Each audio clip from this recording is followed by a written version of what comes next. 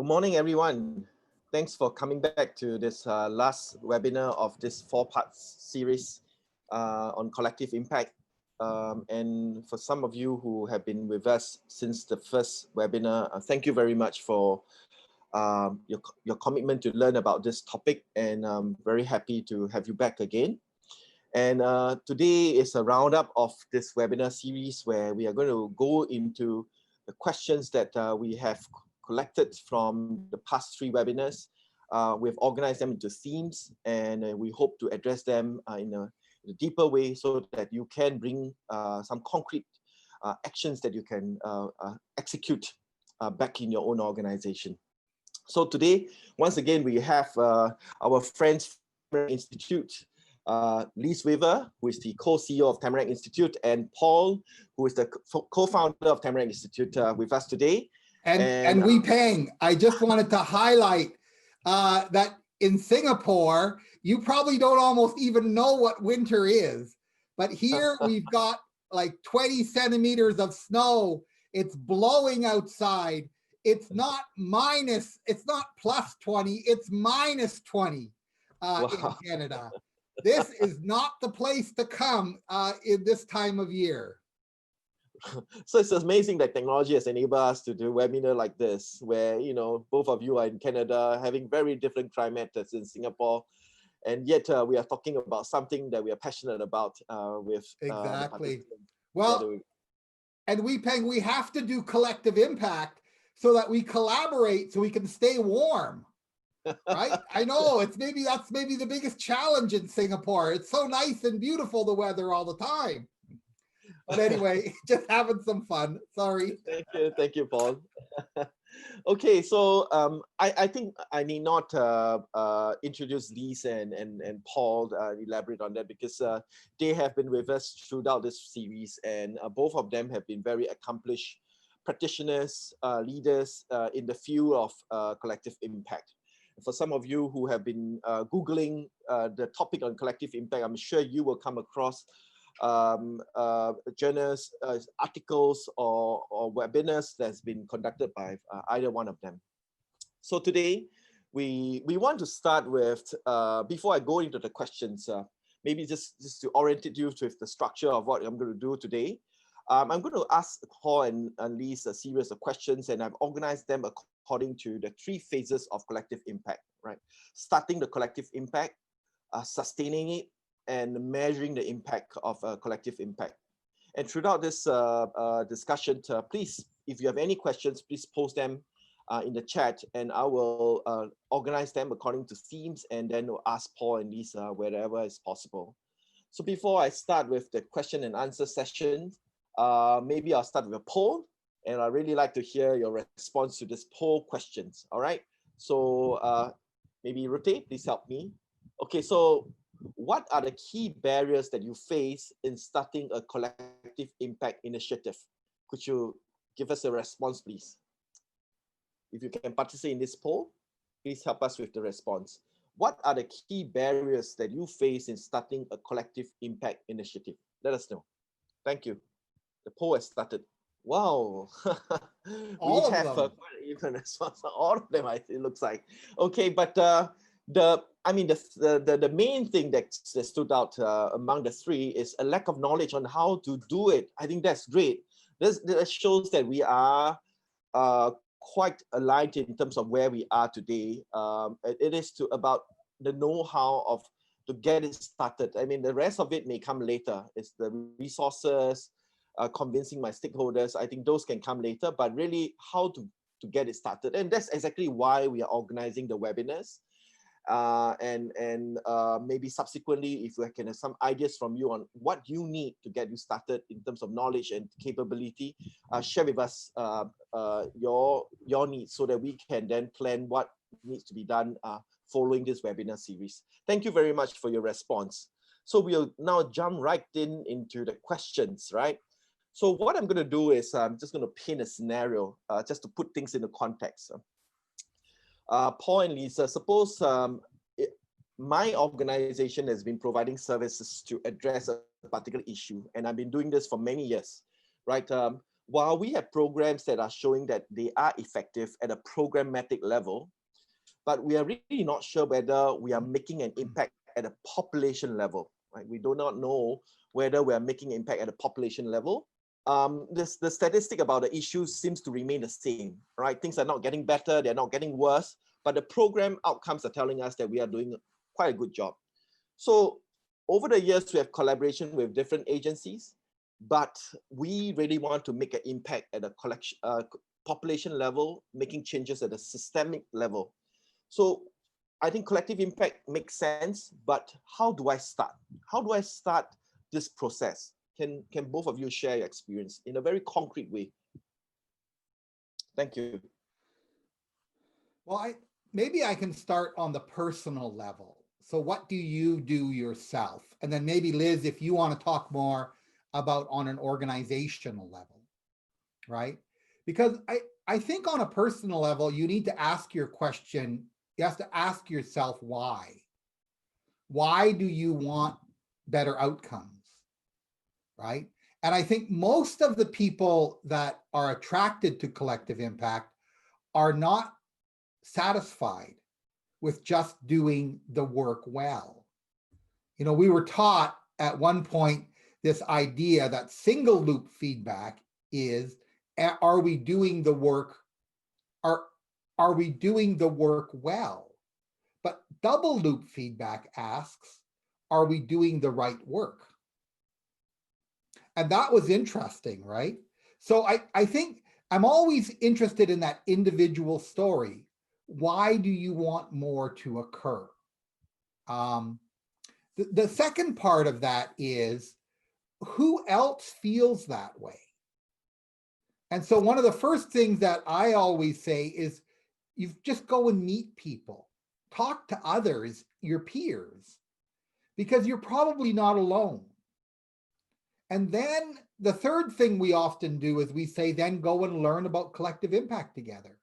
Read papers together, discuss them, learn. And then you will start to articulate an approach. And now you can approach your own organization and also begin to organize. And maybe I could send it over to you, Liz, around that first step around organizing and talking to your own organization. Yeah, I think you're right, Paul, in terms of starting personally, because obviously in the scenario that Peng provided, there's a sense of dissatisfaction, right?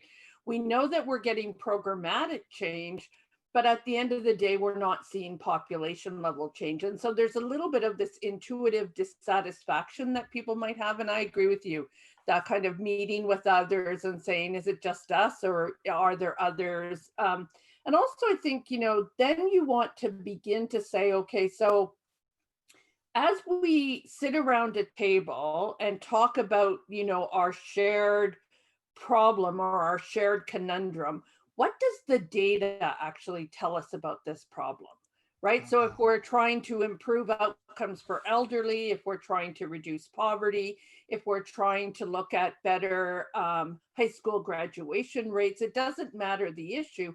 Then we want to start to say, okay, so are there trends and patterns that we're seeing in the communities that we're working with, whether it's a neighborhood, whether it's a larger regional community, or even at the scale of a larger community than that? Are there trends? Have we seen trends over the last 5 years? Are the situations for the individuals, for the issue we want to move forward, are the situations improving or are they getting worse? And if they're getting worse, what could we do about it? More together than we can do about it alone as agencies delivering programmatic solutions, right? How can we collaborate in a way that is different, that actually, instead of seeing the outcomes get worse and worse, that we can either level those outcomes out or begin to turn the curve on those population levels. So I think at the point that you've said, yeah, there's an interest in a number of partners to work collectively together around this issue. Then you really have to begin to say, okay, so who collects data? What's the data telling us? And then what is it that how do we interpret that? And then what then is the path forward for us? So those early stages are about convening, about having conversations, and then starting to really look at data and starting to say, okay, so, what does that tell us and what's our path forward from there? Thank you, Lisa. And Paul, can you share with us typically how does this convening take place? I mean, one way is to reach out to people individually. I mean, that requires us to have some of our networks. How do we do it as a structure? Like, do we do a focus group discussion, or do we convene a big group discussion? How does it take place? Yeah, I mean, I have a sense that it takes place. The majority of the engagement happens in the first year. So, Margaret Mead says, and I have that poster. Matter of fact, it's right there, that yellow one. Never doubt that a small group of people can change the world. A matter of fact, it's the only thing that ever has. Right? So it does start with you and your peers. And, I like to just bring together people that really care about the issue. I also like to bring together people from different sectors. Are there any business leaders that we can bring together from the neighborhood, from our community?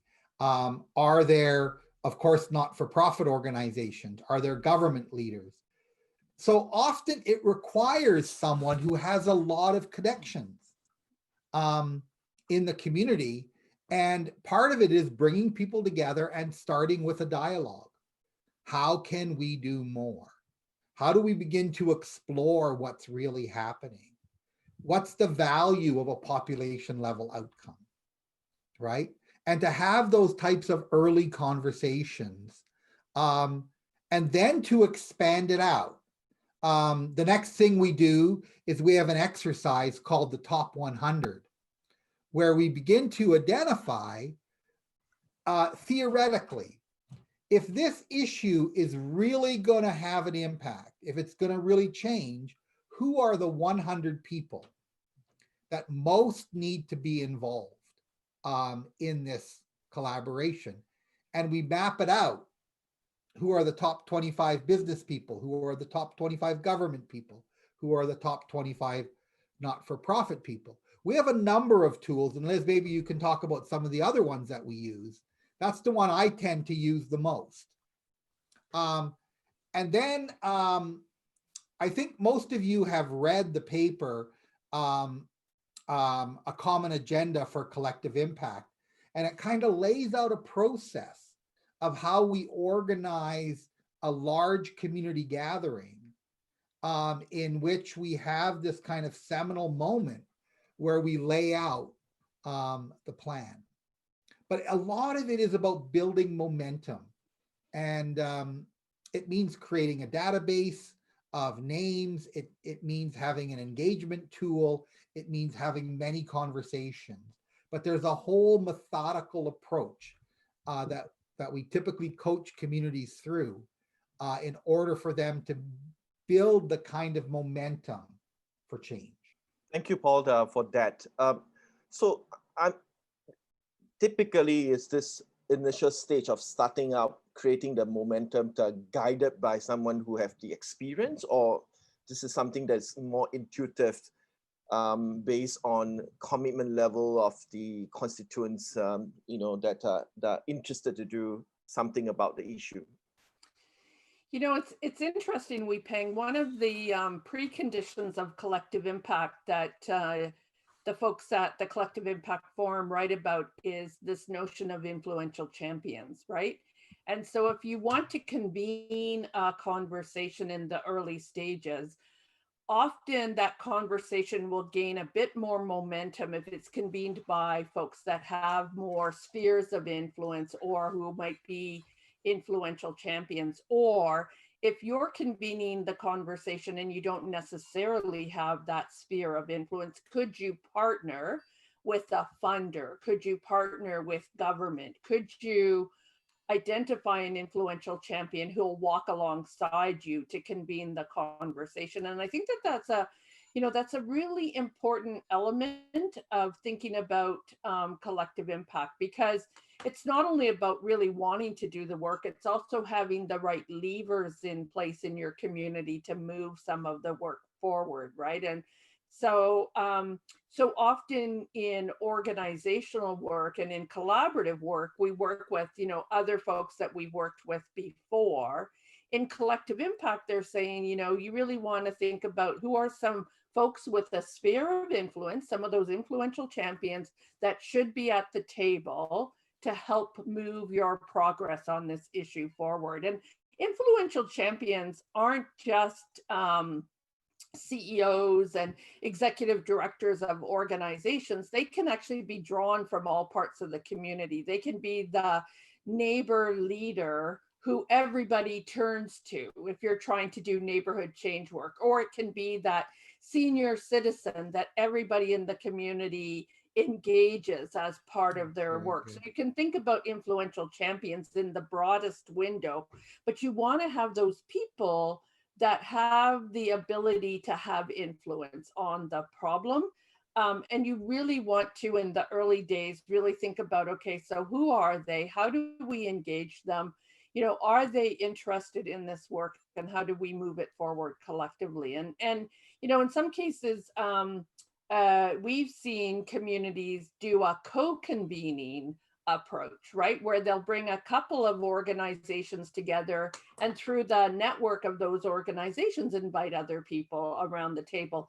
In Hamilton, when I was part of the Hamilton Roundtable for Poverty Reduction, it was the CEO of the Community Foundation and a person who worked for the municipality who co-convened the initial conversation, right? And so they had some networks that they were able to draw the right people around the table to have, to get involved in the conversation. So thinking about that in the early stages is really important, I think.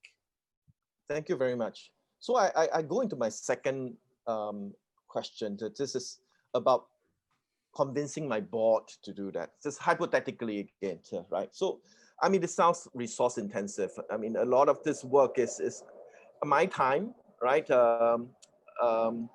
And sorry, there's a fighter jet that flies across my in my block. So okay, so I'm supposed to be paid to do direct work, servicing my service users, right? And this time put to convene meetings, it sounds too resource intensive.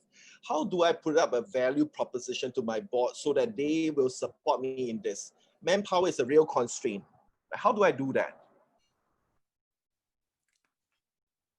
That's a really good question. And, I mean, let me come and talk to them. I know, in some senses, every board is so different, huh? So typically I would say, who on your board is already inclined this way? Who has the same discontent as you do, right? And I normally bring some of those board members to the meetings that I'm already having, right? I don't really want to come to my board cold, but I don't know how hierarchical the boards are. They may not want you to go and even start any conversations without their permission. But I think typically they let you do, like if you're the executive director, part of what you're saying is, our job here is to make things better. And things are not getting better, even though we are doing a good job. So we have to change our tactic, right? And I want to help you understand a new way of approaching social issues. And in doing that, again, it's a lot about learning about community organizing, about community engagement, about looking at data, right? And the importance of a common agenda. And I really like to talk about the difference between a common agenda and strategic planning. And letting them understand that if we're going to actually make this work, we need to bring the whole community together to have this conversation.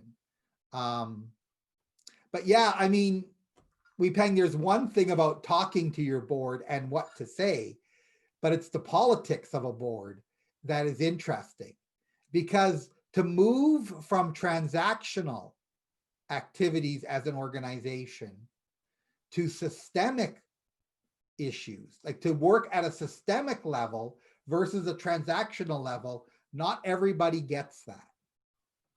And it's sometimes more difficult to get boards to work at a systemic level.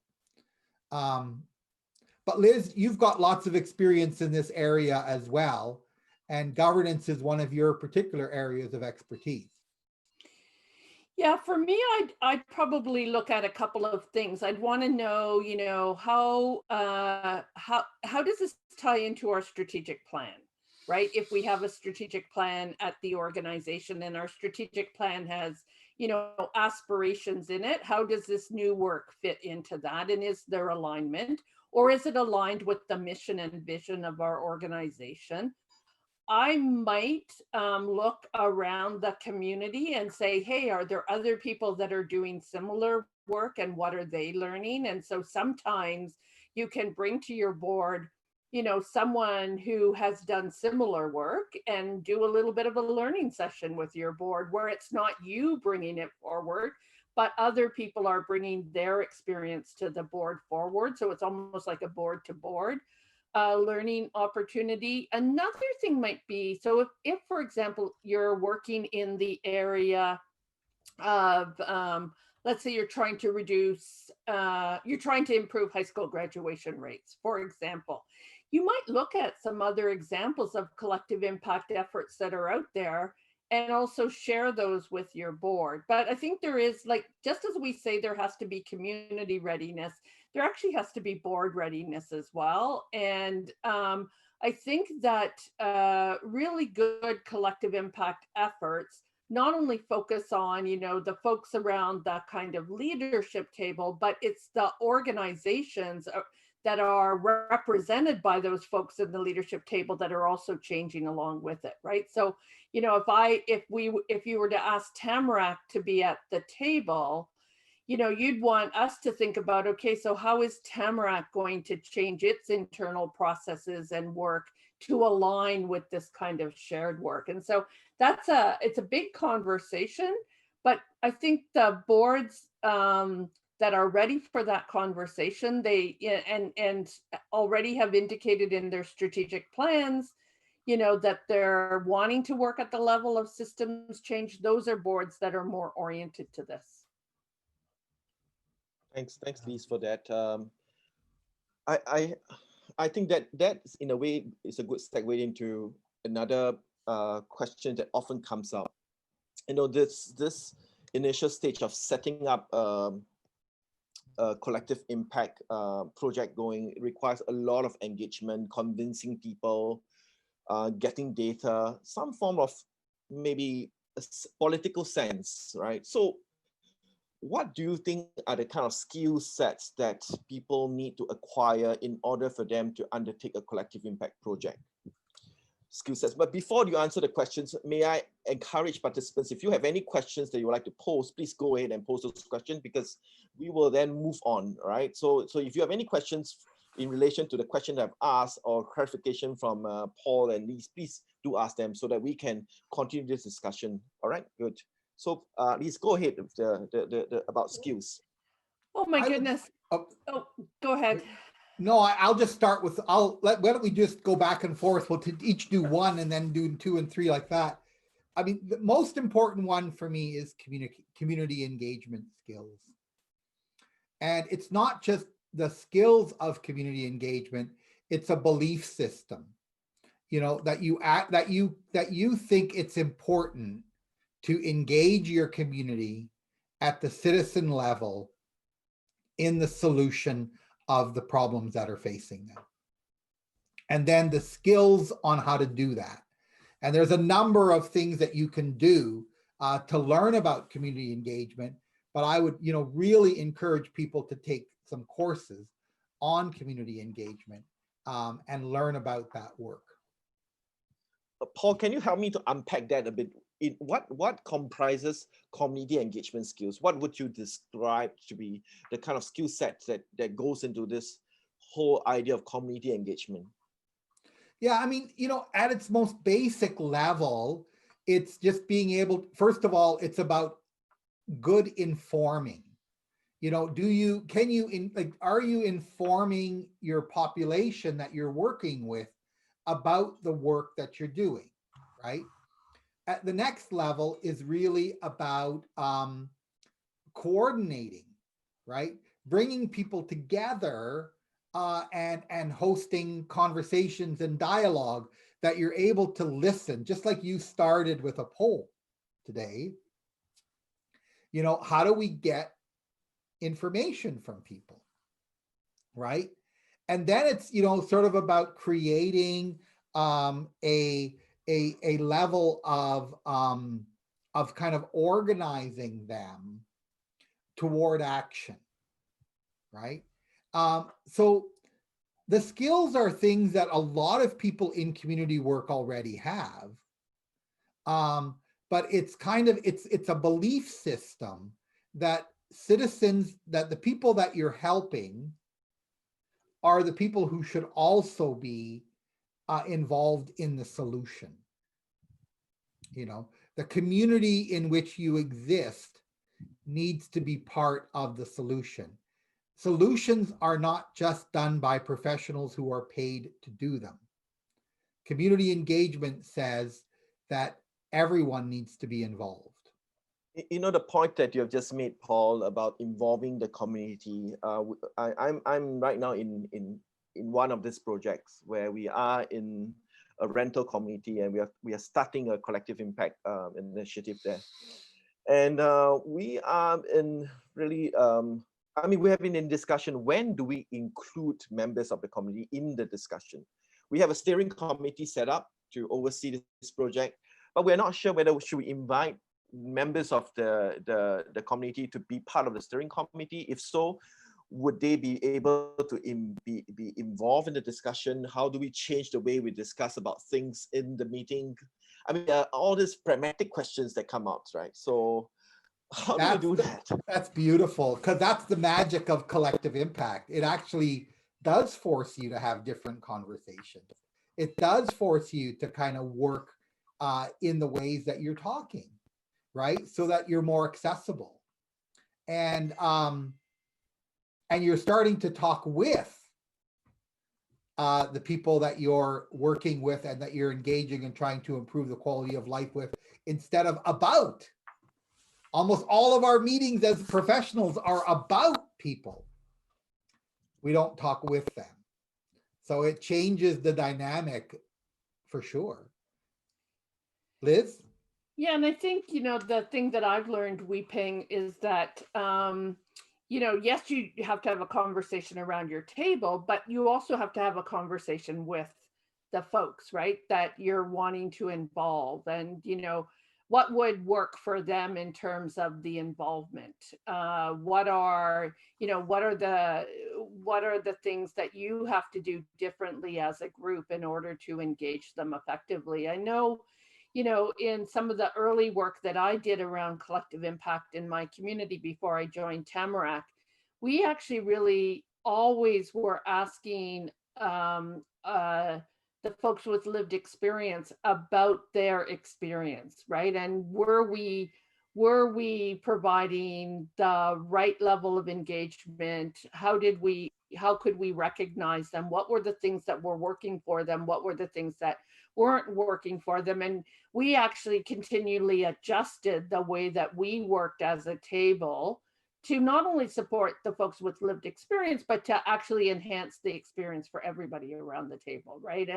In a way that creates this kind of opportunity for all people to engage in the conversation. So it is a little bit about thinking and working differently, particularly when you're in the early stages of your collective impact work, right? Is to really kind of think about, okay, so what could be the best and how could we get closer and closer to the best kind of experience for everybody, and continually asking people, is this working for you? What's not working for you? How could we improve?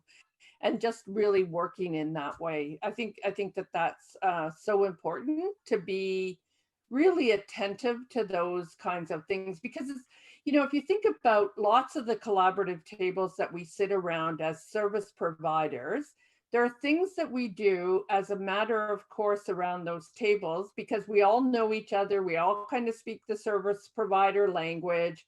We all have kind of a way of looking at the world that in some ways creates barriers to, if we're bringing business leaders to the table, if we're bringing, folks with a lived experience, and, sometimes even folks in government may not necessarily. So those kind of bringing people with different perspectives and different sectors together really says to us, we've got to kind of make sure that everybody is moving along the path with us, right?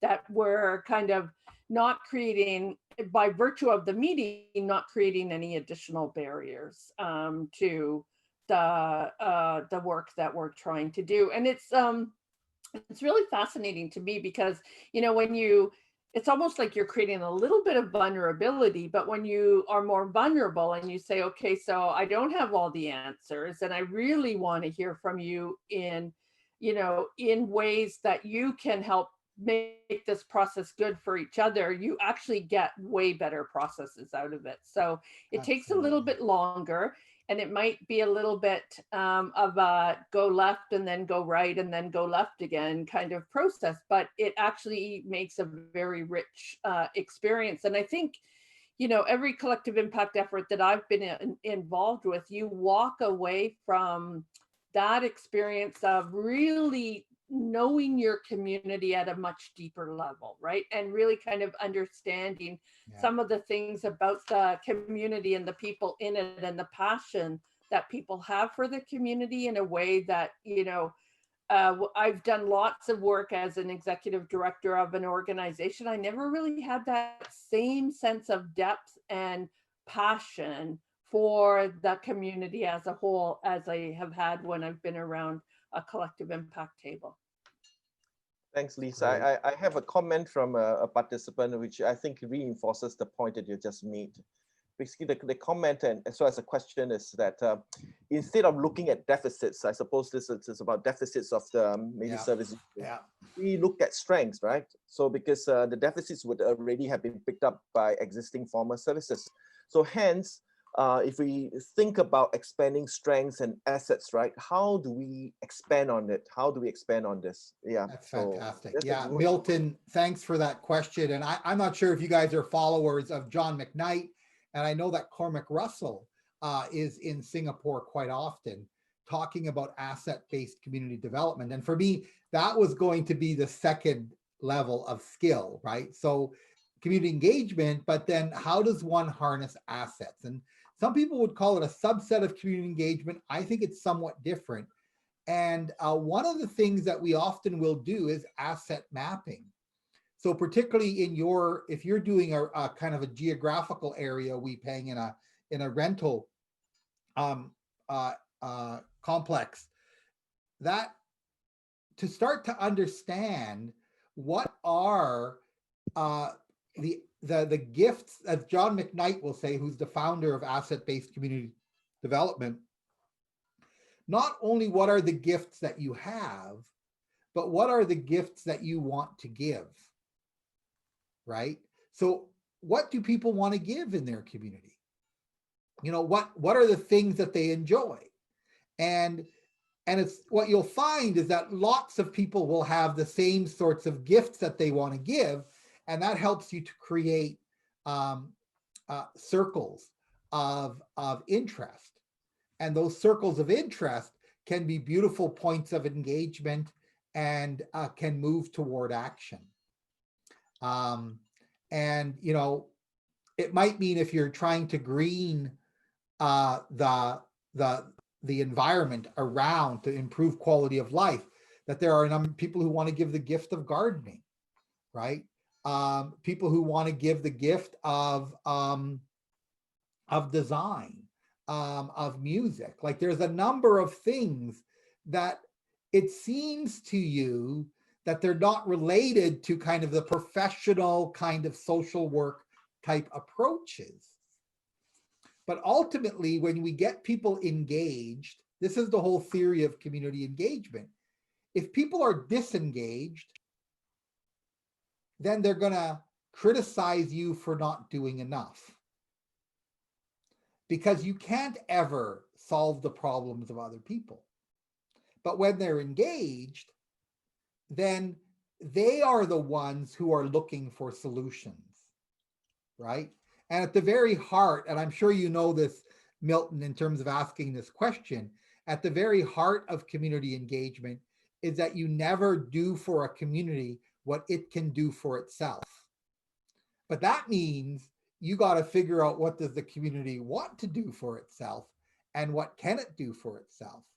And anyway, it's a bit of a revolving circle.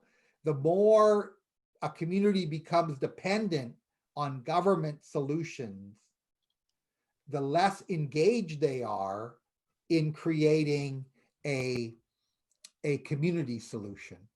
And I know that this is becoming a real priority in Singapore, is to help citizens envision their own solutions and take ownership of their own communities.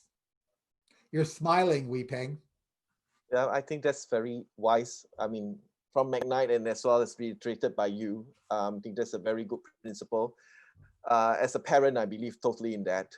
The great, I think as parents, we want to empower our children. I think the same thing is about citizens as well. Well, what about facilitation skills? Is how do you facilitate difficult discussion, particularly when conversation is difficult and maybe at the early stage where people are still very guarded about committing to a collective impact project, you know? So how do you facilitate this and getting convergence?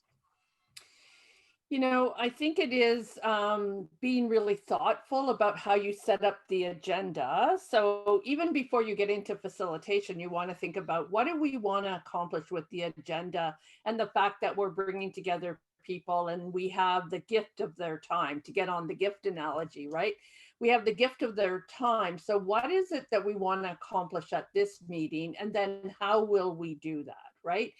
And for example, if you're in the early stages of your collective impact work, and part of it is you want to start to, you know, really dig into the problem or the opportunity or however you want to work on it, then you might think about, okay, so is it better to have one big group conversation? Probably not. Probably it's better to have smaller group conversations around the table so people can meet one another, people can build trust, people can build some connections, and then go up into a big conversation. So really facilitating, it depends on the timing of your group. It depends on what you want to accomplish out of the questions or the conversation that you're going to host. And then I think what I've learned since I've been at Tamarack, it's really about asking the right question, right? And so the right question and being very thoughtful about that. So we use at Tamarack a lot, and we advise lots of collective impact efforts in the early days of formation to answer this question: why is it important that I'm here? Right? And that's even before you talk about the problem, you're asking people why they are wanting to be part of a solution. And that's both a question that brings the heart into the room, but it's also a really important connection question. And, you know, every time I've facilitated that question with collective impact groups, I've really learned about, you know, who those folks are and how they're connected, you know, to the thing beyond their work. It's really more about, you know, I'm a grandmother, or I'm a, you know, I'm a mother of. You often will hear this, or I'm a, you know, I'm a person who lives in this neighborhood, or. And I think that, you know, thinking thoughtfully about the question and then thinking about what's the right process to facilitate this in, and what is the intentionality behind it. Those things, um, so often, we kind of set up agendas the way that we always set up agendas, right? We go, okay, so we're going to do the minutes of the last meeting, and we're going to do this, that, and the other thing. This is totally not that. This is about thinking about, okay, what do we got 20 people, 30 people together. We've got 2 hours. What's the best use of their time, and how do we engage them thoughtfully? Because these are folks that are really committed to this work. And so spending time up front, thinking about that, and then facilitating to get to those kind of outcomes, and actually sharing with people, today we hope to accomplish these things together, and then doing it in that way. That's what I find to be the most important things to consider. What about Thanks, you, Paul? Paul, perhaps I have you nothing to add to that. That's beautiful. Right. Yeah, indeed. I just want to write on to a question by Desmond, especially on principles of facilitation, right? I think the participant, Desmond, is inviting both of you to share principles of facilitation and some of your experience. So perhaps Lee's writing on what you have just shared. So for me, the principles, particularly in this, is to make sure, or to try to facilitate so everybody has voice, right? So that if you're noticing that some people are sitting back and not participating, how do you invite them in? And this is, really interesting. If we used your example, Weeping, where you have folks that are organizational leaders that have a relationship with each other, and then you bring in some of the residents and citizens of the complex that you want to shift some of the things. There's going to be a divide, right? And so you've got to think about, okay, so what are things that we could do to create some of those connections and to bridge some of that divide? And so you could do things depending on, what your situation is. You could do things like small group facilitation and then go into large group conversations. You could buddy people up together. A group that I know in Palm Beach, Florida, they held a big community meeting, and they wanted to level the playing field of all the participants at the big community meeting. And they had CEOs and they had citizens, and what they did was they had name tags that didn't tell anybody where they were from. It was just their name, right? And so nobody knew that, it was Weeping from NCSS. They only knew that it was Weeping, right? And it was Liz, and it was Paul, and that actually shifted.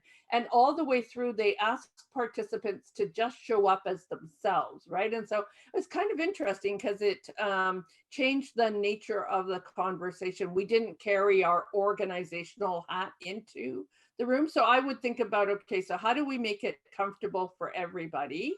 What is the type of facilitation that really supports the voices of all the folks? So how do we have big conversations, small group conversations? Are there things that we need to do early on to build trust and connection with each other? And what would that look like?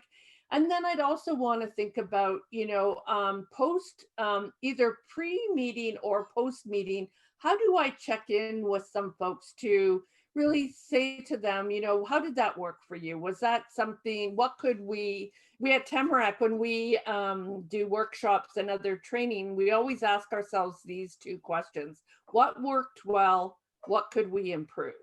And those two questions, again, are really helpful questions, right? What worked well at this meeting? And you could do that as a final checkout of the meeting. What worked well at this meeting? What could we improve for the next meeting?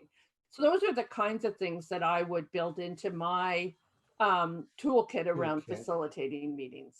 And I think for an individual facilitator, those are really important skills to have. I move more toward exercises, that there are so many different ones. My favorite is a conversation cafe. I like exercises that are fun, where people smile and they let their guard down.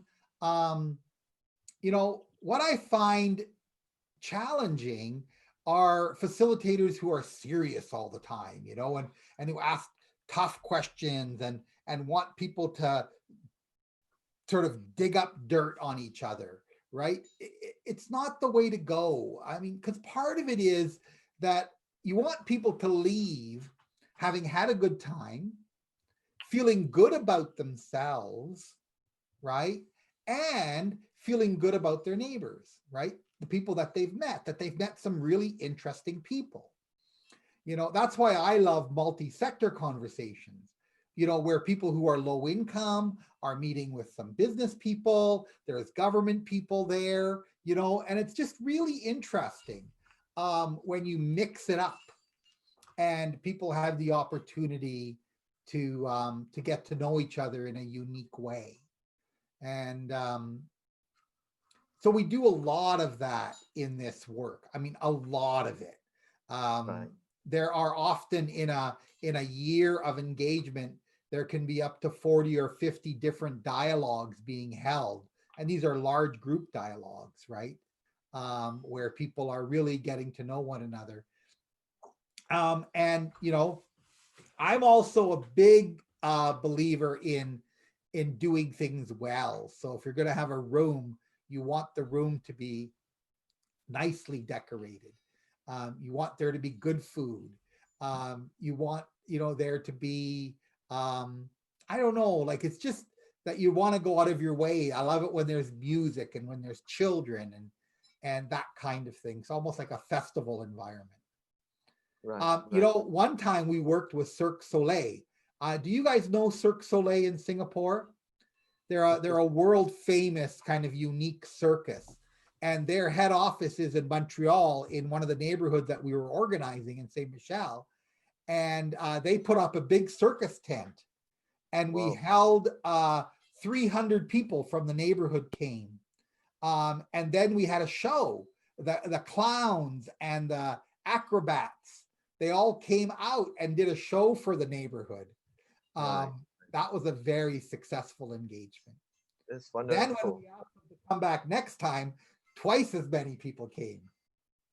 Right. So it doesn't necessarily always have to be serious, right? No. It can be. The Right. issue is serious and the outcome is serious, but you can have fun, right? And getting to know each other is a huge part of engagement and building trust and breaking down barriers to giving your opinion. We don't just Right. want people that are negative, you know, who are coming because they got a bone to pick, right? That they want to fix something. We want people who want to build something, who want to give of their energy and of their skills and contribute their assets. And it goes back. I mean, there was another question here. Wee Peng. It says, my question is how to help changing the mindset of waiting for the government to provide the solution, to empowering the ground to own the problem and coming up with the solution.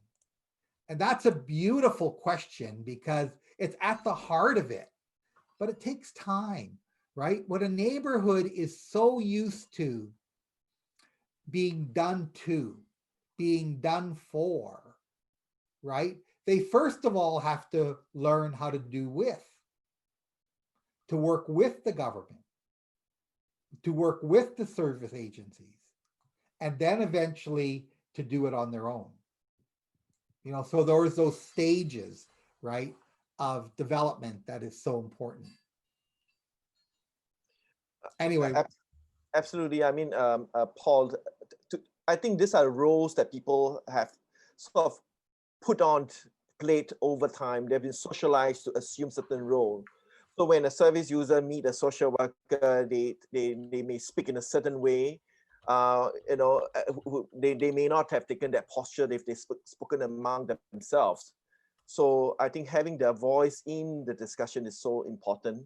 But how do we do that? I think there's something that we need to learn. And there will be some level of discomfort initially, as I can hear from you.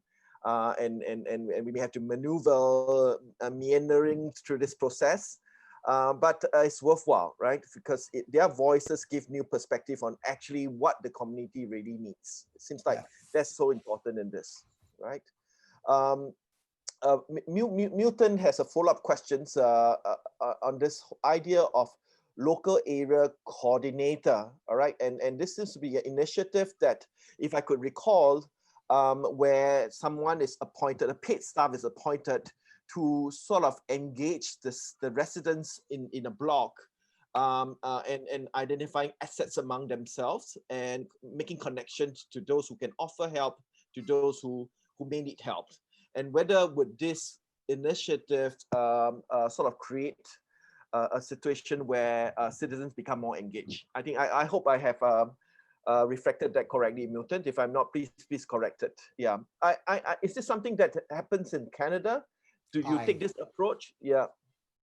Yeah, particularly in neighborhood organizing, it's very popular. And my sense is that Milton knows the answer better than we do, and because he asks his questions so exactly. And yet, it's I think there's a lot of it is one of the principles, right, around how do you organize, particularly at a neighborhood level. I think, Weipeng, when you're sort of looking at a residential area, what you call a rental area, what would be the population of that area? Right.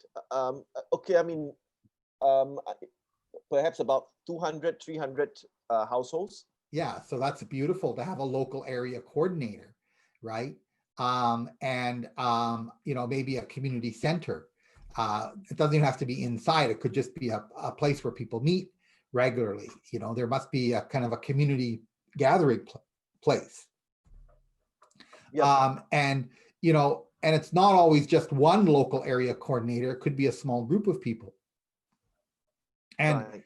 And then if you're organizing on a larger scale, you can get local area coordinators to learn together, and begin to build their skills to organize at the community level. And that goes all the way back up to how do you, what the question Song had asked about, how do you get communities to take ownership? Well, you build structures in place that allow them to do so, which is this local area coordinator is one of the structures, just like asset mapping is one of those. But eventually you start building the local skills, and there always are people that are already doing some form of organizing at the neighborhood level. Right. Thank you. I think that affirms what we are starting to do in Singapore. Yeah. Now I think it's time for me to then move on to the next phase of collective impact. We're assuming that we have formed a group, it's a functioning collective. Yeah. Maybe I throw in another scenario. All right, that this group of organizations have been working together quite for some time already, using the collective impact model. But somehow, even though they are meeting regularly, they find that they have come to a plateau, right? They have not been able to manage to have a breakthrough in terms of bringing new a transformational change to the community that are working in. So my question is, how do we move beyond this point to really transform the way the collective address the issue? I mean, we have come to a plateau. We've been talking a lot. We know the issue. We know what needs to be done, the adaptive challenges that need to be addressed, but we are not moving. We are not moving towards the transformative way of doing things. What would be your suggestion? So yeah, that's a really good question. I would, and I had this conversation with a group the other day, because they have been forming for a while, and they just actually moved forward in their work. And they said, well, how do we measure? How do we kind of know if we're making a difference, if we're doing the right things or doing things right? Both those questions, right? And I said, I pointed this person to the water of systems change diagram. And in the water systems change, there are 6 things that groups can shift if they want to get to population level impact or systems level impact, right? And at the top level are things like, are our practices shifting? And how do we know that? Are policies changing as a result of our collective work? And are resources flowing in different kinds of ways? So that's the top level. And what are we seeing? The middle level is, what are the connections that we're making between people, and how is that shifting? And are there power dynamics that we have to pay attention to? And then at the bottom level, there's this thing about, are we changing people's minds about the issue? So the mental models, right?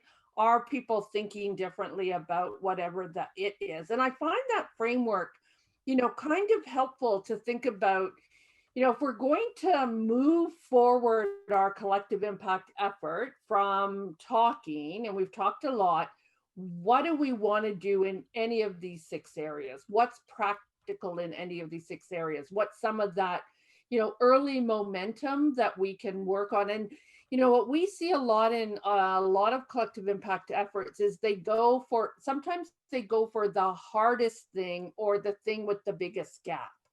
And our advice is that that's hard for a reason, right? Go in the initial stages of your collective impact effort to something where there's momentum, where there's some energy behind it, and tackle that one first to build some of those early wins and small successes, right?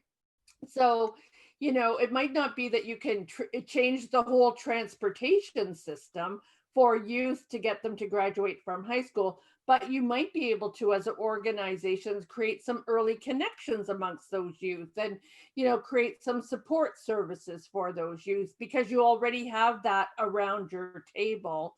But youth are going from here to here to here to here to get it. So when you align your services with the folks that are around the table, or align some of the resources around the table, you can move that. So that's a change in practice. It's a change in a policy, and the policies of the organizations might be a change in some of those resource flows. And so it's really thinking about, what could we do early that would make a significant impact, and where is there some energy in the group? And are there some things that we just want to try, that we think that there are some opportunities around, right? Is there some new funding that's coming forward? Is there one of the partners around the table wanting to launch something where they could use some additional support? So those are the things that I would be focusing on as the early wins. And you want to kind of think about them from that perspective, right? Where could we get leverage? What are some early wins? How do we move those forward as a group? Right. Those are low-lying fruits that with those. Yes. Yeah. Yes, Paul. Yeah.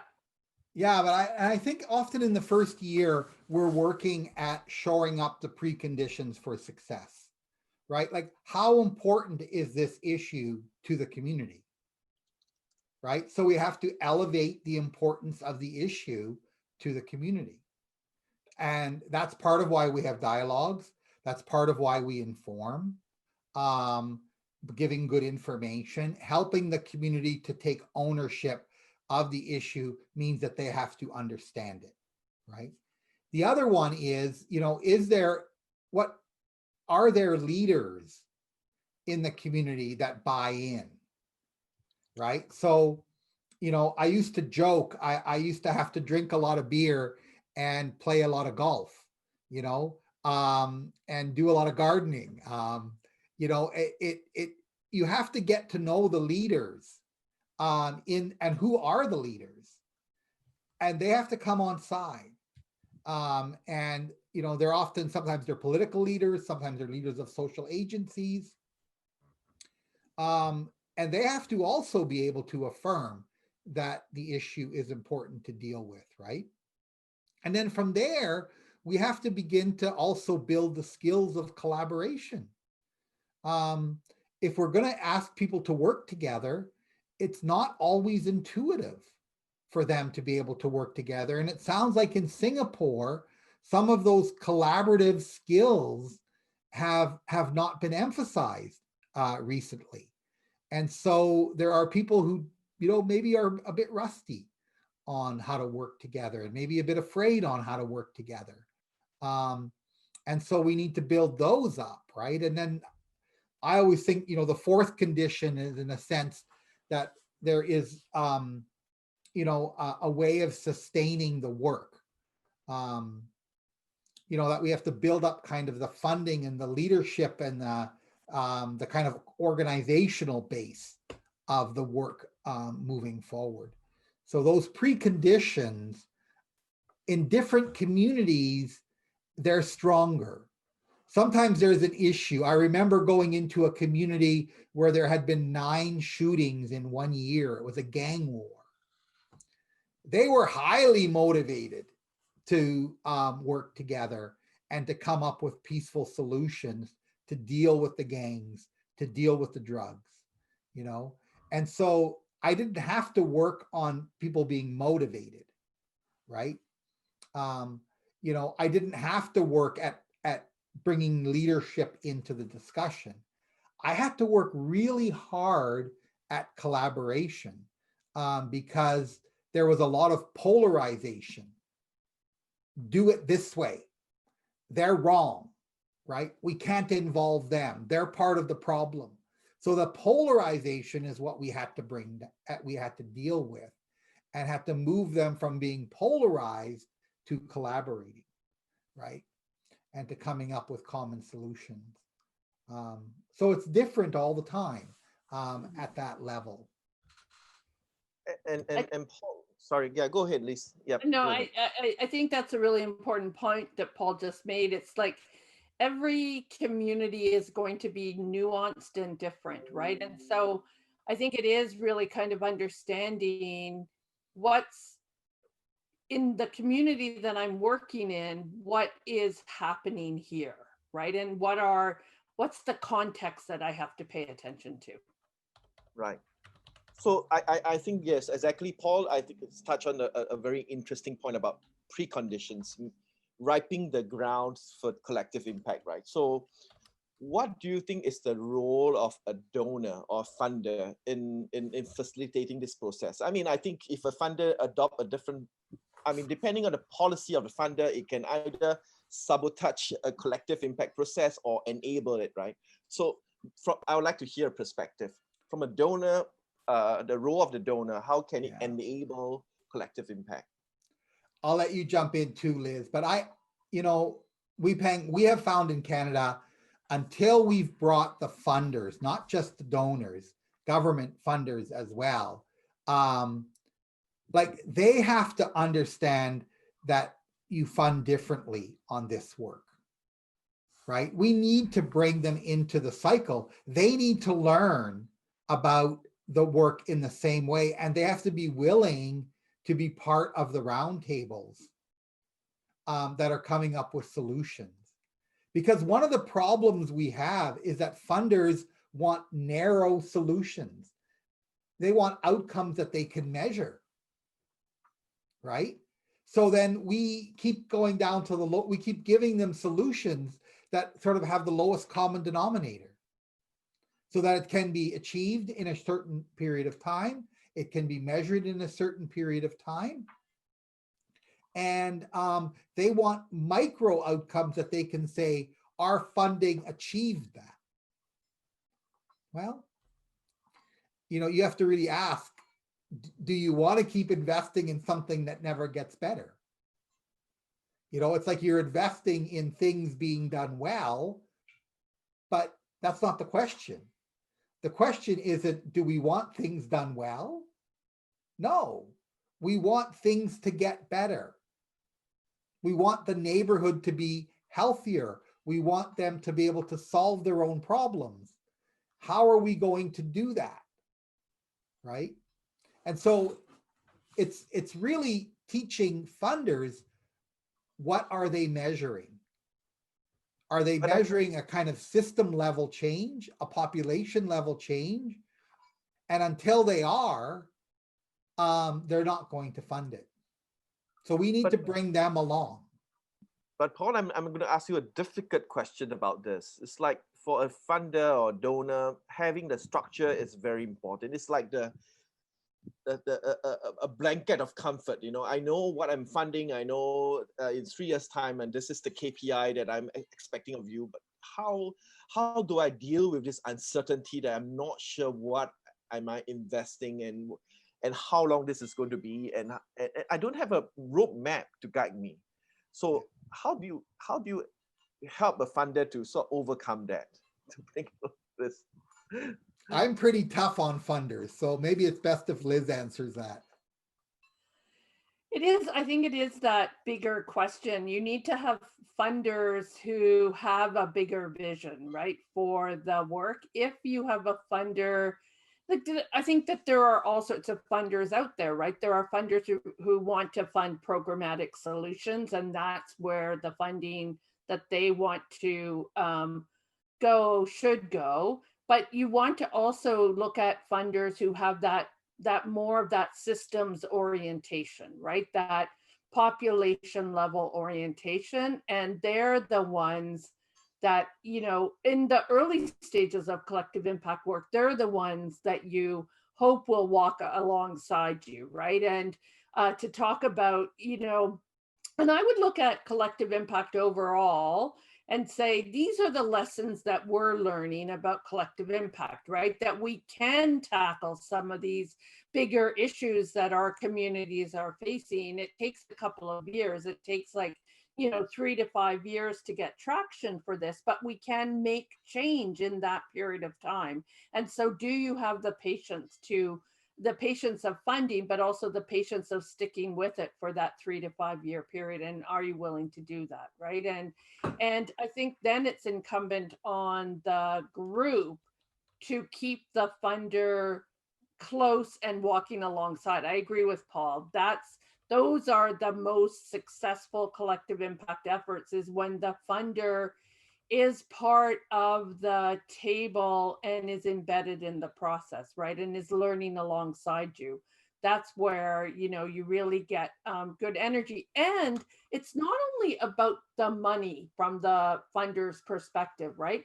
When we were doing some work before I joined Tamarack, we had a funder at the table, the Community Foundation, and it was, yes, the funding was important, but their scope, their reach, their connections in the community, their knowledge about the community, their ability to leverage evaluation, their ability to open doors for us where we couldn't open doors, those almost became more important than the funding. I mean, the funding was important, but those things really helped the work move forward as well. So I think depending on the partners you have around the table, you really do want to say, what can we all contribute to this? Not playing our traditional rules, but opening up the window even further and looking at, you know, what are some of the other roles and contributions we can make. Thanks, Liz. And I that, remember, you know, yes. Sorry, go, Wei-Peng, you jump in. No, I just wanted to follow up on Liz's point. I remember that during one of the webinars, she shared about a funding model that's in stages, where you provide resources according to the stages of the collective impact. Maybe initially you start with a small seed funding, and then as the collective grows and matures, this grows into a bigger sum of money. Could you elaborate a bit about that? Because I think that seems to be a workable model that meets the needs of the funder or the donor, as well as the development phase of a collective. Yeah, and in fact, that's what happened with the funding for the initial Vibrant Communities initiative at Tamarack. The funder that we had for that initiative had 3 levels of funding for the Vibrant Community Partners. And so we started with funding just to initiate the conversation, and it was a really small pocket of money, and the communities were invited.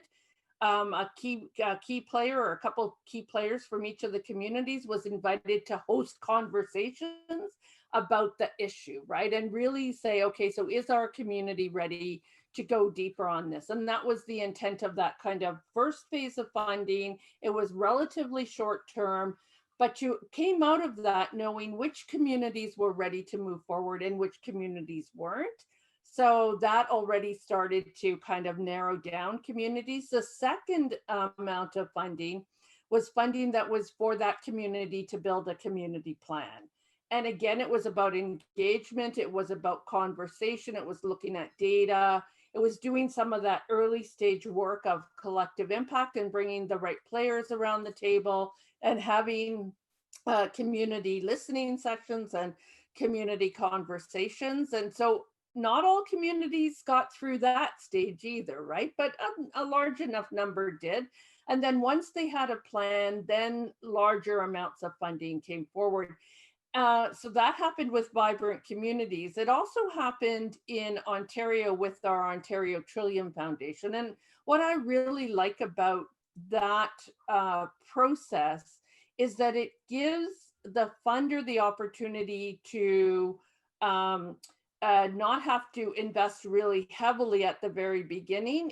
And it also gives the community the permission to go slow if they need to go slow, right? And to have the right kind of conversations and to be very methodical about building their plan going forward with support. And you know what Tamarack did alongside of the funding and the funder was Tamarack provided coaching and community support to those communities. And so it wasn't that the communities were out there on their own, that in fact they got some coaching in those early days as well. And I think, you know, that that's also a very important component. So it was Tamarack, I mean, it was the funder providing the funding, it was Tamarack supporting with coaching, and it was a third partner that was supporting by looking at the policy areas. So it kind of made this really nice triumvirate of support.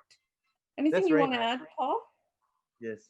You did a great job on that. No, that's really important. Yeah, it was the Right. early days of cities. Paul, I interrupted you earlier. Please go ahead, your questions and comments. Sorry. No, I forgot about them already. I'm having so much fun answering questions online with people and kibitzing with them. Yeah. There's some great dialogue going on in the chat room. Yes, indeed. I'm trying to look through to see if I could catch on any one of those. Yeah. So Mailing commented that the funding sees as a parallel ecosystem that generates its own knowledge based on funding. Yes, indeed. And at some point, it'll be helpful for us to have this ecosystem overlap with practitioners of community members. Exactly, I agree with Mailing absolutely.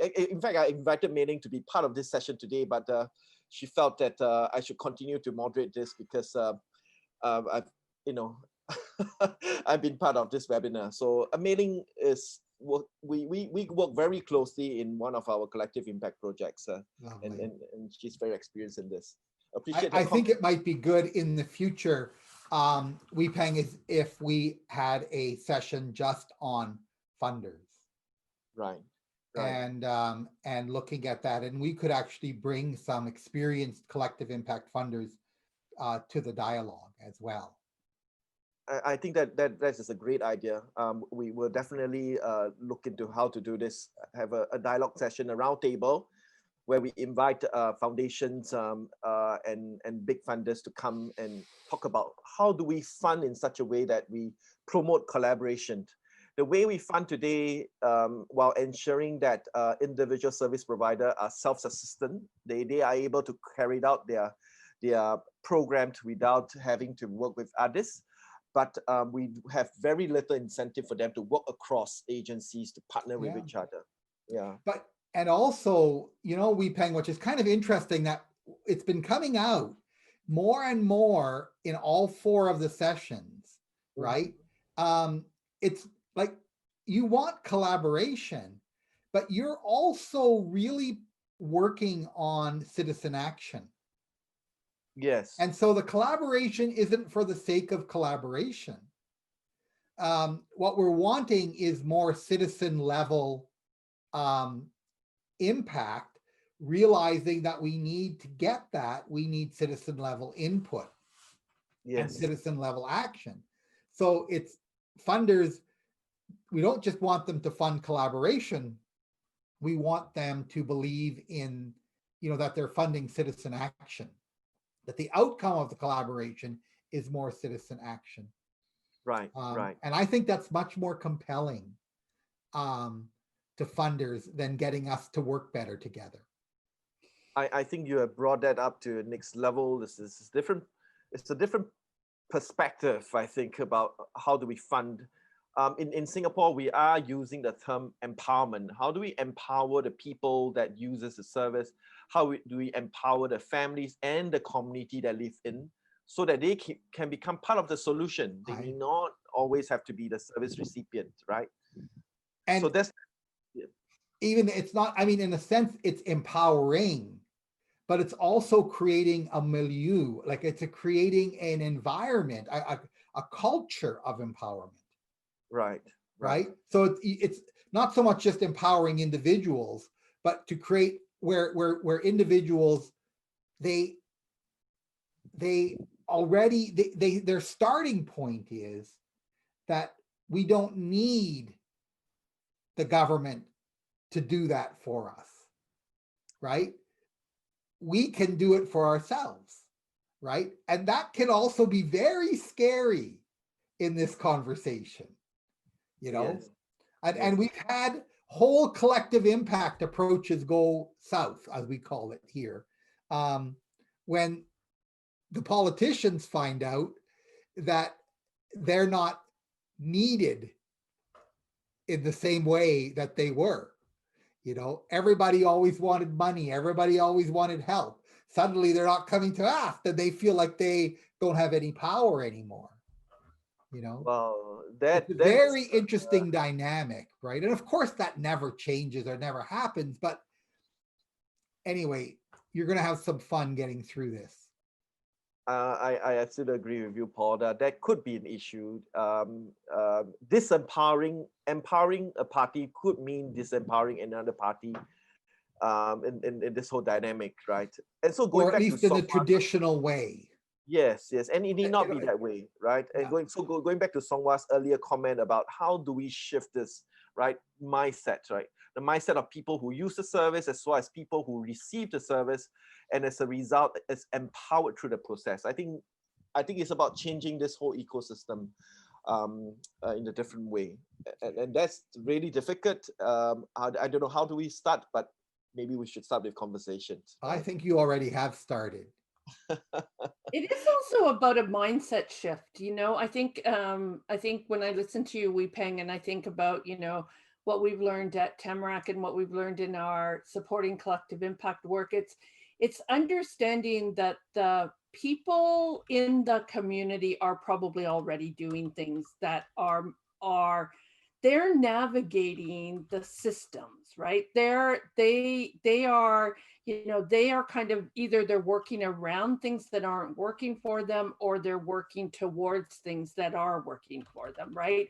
And I think what I've learned in this work is that the more we can bring them into the conversation, the better we get an understanding of what's working for people and what's not working for people, and we can improve things, right? You know, sometimes we are the problem, you know, and that was almost the biggest aha to me, was someone asked me, you know, in the early days in Hamilton around some of the poverty reduction work that we were doing, you know, how are you contributing to the problem of poverty in our community? That was such an important question to ask. And I had to think myself, what am I doing that is contributing to this problem, right?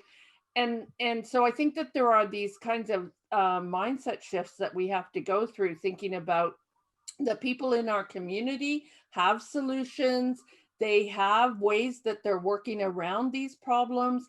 The closer we can understand them, the deeper we can understand them, the better we can be as a community. And that will support all of us. It'll support me as a service provider or a collaborator. It's going to support the community. And that's, I think, what we all hope for, right? That's I think, the big wish. Thank you for that. I'm going to ask a last question for this phase of the collective impact. This is about trust among the stakeholders, the partners in this collective impact. You know, in Singapore, where we are all competing for resources, right? How do we get agency to focus on the common agenda when resources is at stake? You know, we are all in a project, and we are all, you know, vying for funding, resources, and this is a collective the involvement of my organization is not so salient, you know, and I'm expected to contribute. So how do we get agencies to go beyond that and focus on the common agenda in this kind of context? Well, I often say that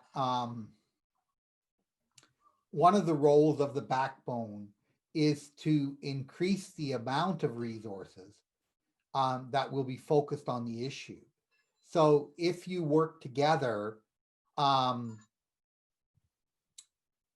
there will most likely be more money and more room for innovation and opportunity for your organization. It's not a guarantee, but I think historically we see that does happen. So it's not a zero sum, like, you know, it's not like there's only so much pie. And we always say, well, no, we're actually going to bake more pies. We're going to create more energy. And I remember, Liz, in Hamilton, when you were doing a collective impact program there, I remember that you guys got, just even in the first year and a half, I think it was almost $5 million were redirected to the issue. So as soon as people start, I just think when funders start to smell system level impact, they get very excited. Well, I like that, Paul. I like that.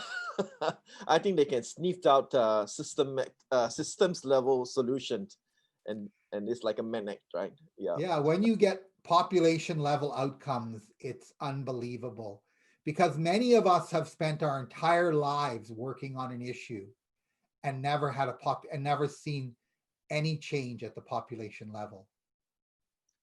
I think that is a good segue to the next phase of collective impact, which is about creating, measuring impact, right? So how do we measure the impact of a collective? And what kind of time frame are we talking about? You know, do we have to change and adjust our measurement metrics according to the phase of collective? So perhaps your insights, please, on this. Yeah, I mean, again, can I start, Liz?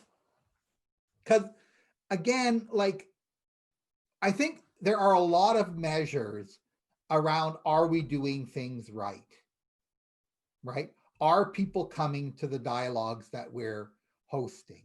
Are we getting good feedback? Is our database growing? Are people reading what we're presenting? Is the issue more important to the community now than it was a year ago? Do they feel like they're being heard? All of those are important measures always, because we want to get better at how we do things. But, you know, one of the most unique ideas that collective impact has brought to the community development field, and by the way, if you're hearing Liz and I saying that this is the cool new way of doing things, that this is collective impact is kind of the sexy new community change idea, it's not. It's an evolution. We have been all working at a collaborative level for a long time. And we want, the reason it's called impact, collective impact, is that we want our collaboration to have an impact, right? And the impact is on the shared measurement role. So for me, shared measurement, in all the years, I've always been at the top of my game on community development. I love learning and understanding different methodologies, but no one ever taught me shared measurement. And so when I began to understand shared measurement, I understood that collective impact is bringing something very unique to the community development world. And number one, it's saying, first and foremost, we need to respect data. So we need to understand the numbers. We need to care about finding out what's really going on, because so much social change is based on emotion, right? They're kind of mental models. Who was it here? Was it you, Yi Mun, who sent that great diagram that says that all great change actually comes down to these mental model changes that are required. Sorry, it was Cynthia that you sent that image.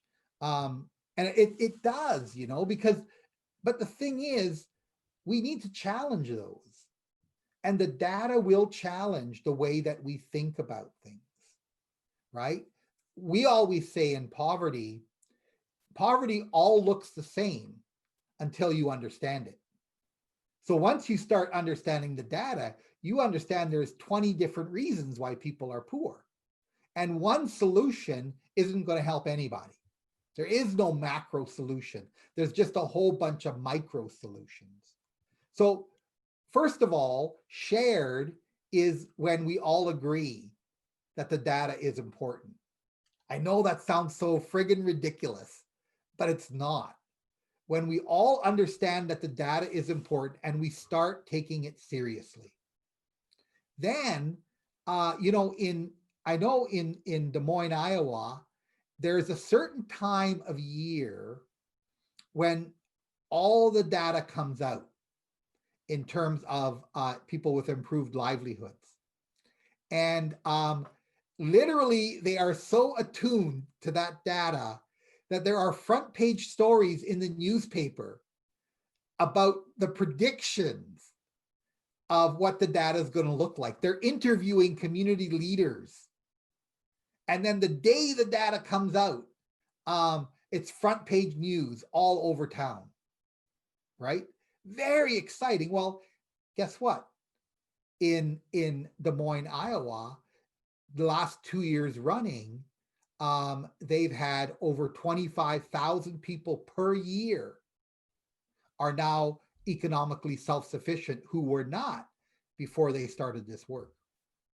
The whole town is looking at those issues and understanding what needs to happen.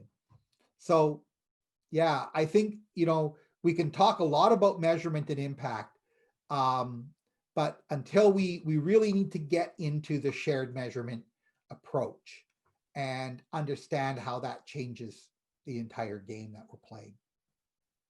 Thank you, Paul. I agree with you totally. I think we need to democratize data. We need to let the community know about the issue. Beautiful way of saying it. Yeah. Great.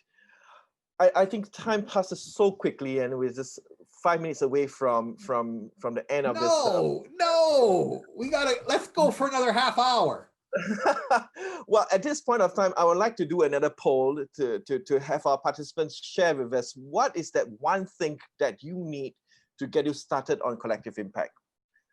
Please tell us, what is the one support that you need to help you start a collective impact initiative? Is it data, the knowledge, the money, or support from the stakeholders? Please tell us. I'm interested to see what this one is. I got a feeling it's going to be all of them. They can only choose one. I know, but they're going to choose them across the board. I think they're collaborating on the poll right now. Right. Yes, it's interesting to see what comes out from this. Is it money? There's often, to me, that seems to be a myth. Maybe not the money. I think you're a funder, so that you look at money as overly important. Yep. But money is always important on the table. Okay. Oh, wow. Look at this. Support from stakeholders, right? So I assume this is about... That's a runaway. Right. How to convince your leaders to do this, right? Stakeholders here, I would think, including your partners, people that you work closely with, right? Yeah. So wow, that's a great result. What a lovely way to end. Yeah, it shows that you are confident in getting started. Data doesn't seem to be a big issue. It's about engaging the stakeholders. So it's time to take action, right? Yeah. Great. So I'm just going to use the last 2 minutes to invite Liz and Paul to maybe sum up today's session and maybe your whole feeling about this webinar series.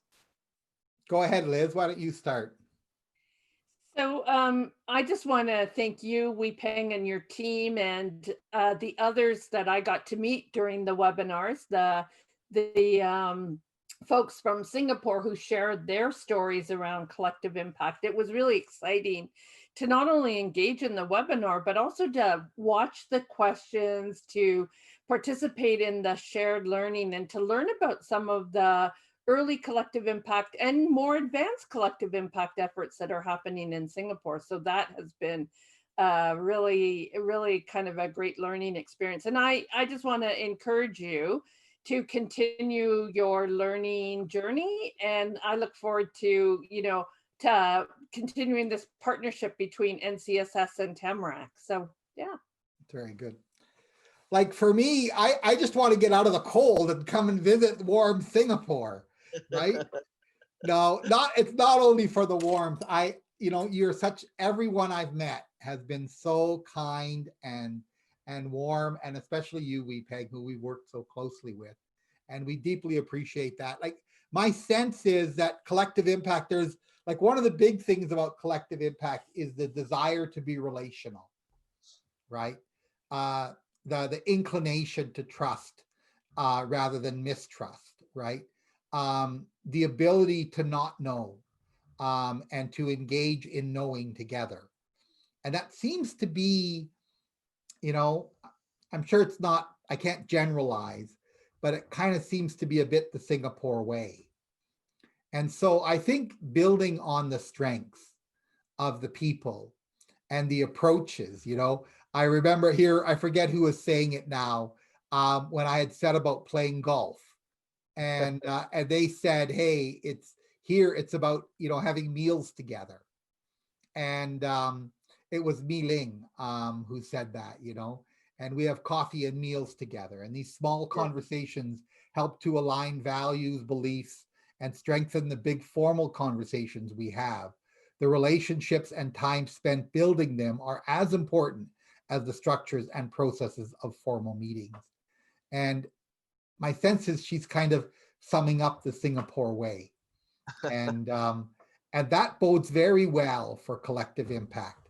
That is at the heart of collective impact. And the willingness in some ways to suspend what you know for a while and to engage with others to deeply understand the meaning and get behind the issue, and with a deep desire for the betterment of the whole. That's really the dream. And I'm just excited that you're on this journey, and we feel honored that you've invited us to travel with you. Thank you. Thank you, Paul and Lisa, for this wonderful closing to this webinar series. And to the participants who have followed us through this webinar, really nothing is stopping you from initiating a collective impact in your area of impact in the community that you're working with. So for NCSS, this is not the end of it.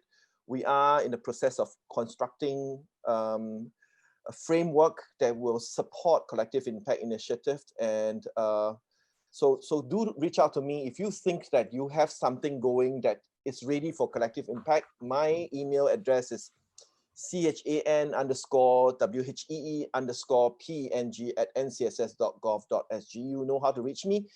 Please reach out to me if you think that you have something ready for collective impact. I would love to have conversation with you. And do fill up the feedback form, because that's important to us. Your feedback help us to improve and know what you need, right? So so with that, I only left to thank Paul and Lisa again for this wonderful series. Thank you very much. We benefited a lot from and Rute as well, Wee Peng. Yes, Rute, working behind the scene. Rute, thanks very much for that. And Desmond and others, yes. Yes, yes. So thank you very much. And I would love to see all of you again, right? Okay. Bye-bye. All the best.